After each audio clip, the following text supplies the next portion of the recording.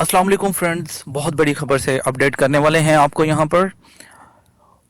India ने पाकिस्तान के इलाके मुजफ्फराबाद बालाकोट में हदूद में दाखिल होने की कोशिश की। पाकिस्तानी हथियारों ने उनको मार भगाया वहाँ से।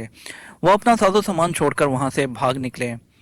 पाकिस्तानी फॉरेन मिनिस्टर शाह महमूद कुरैशी ने बयान दिया है कि पाकिस्तान जवाब देने का इख्तियार रखता है। अभी मैं आपको बताता चलूँ, यहाँ पर इंडियन मिनिस्टर की तरफ से जो है वो स्टेटमेंट दी गई है कि हमने पाकिस्तान के अंदर घुसकर 300 टेररिस्ट को मार दिया है और हमने एयर स्ट्राइक की है। आपको दिखाने वाले हैं हम दोनों मिनिस्टर्स की पॉलिसी स्टेटमेंट।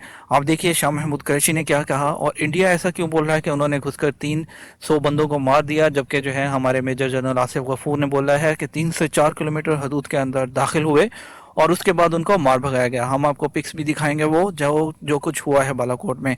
पहले आप दोनों की पॉलिसी स्टेटमेंट सुनिए।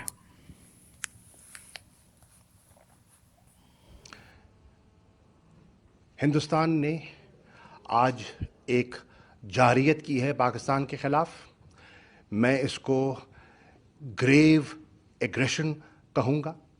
हमने बारहा उनको ये कहा, हमने दुनिया को हम मुत्तलिह करते रहे कि ये हरकत हो सकती है, लेकिन उन्होंने आज पाकिस्तान के ख़िलाफ़ जारियत की है।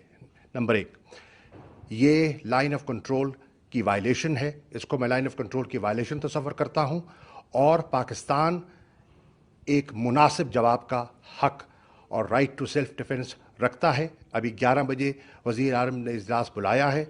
मैं उस इजलास पे जा रहा हूँ और दफ्तर ख़ारजा का नुक्ता नज़र उनकी खिदमत में पेश करूँगा। This facility at Balakot was headed by Maulana Yusuf Azhar, alias Ustad Ghori, the brother-in-law of Masood Azhar, chief of the JEM. The government of India is firmly and resolutely committed to taking all necessary measures to fight the menace of terrorism. Hence, this non-military preemptive action was specifically targeted at the Jaish-e-Mohammed camp.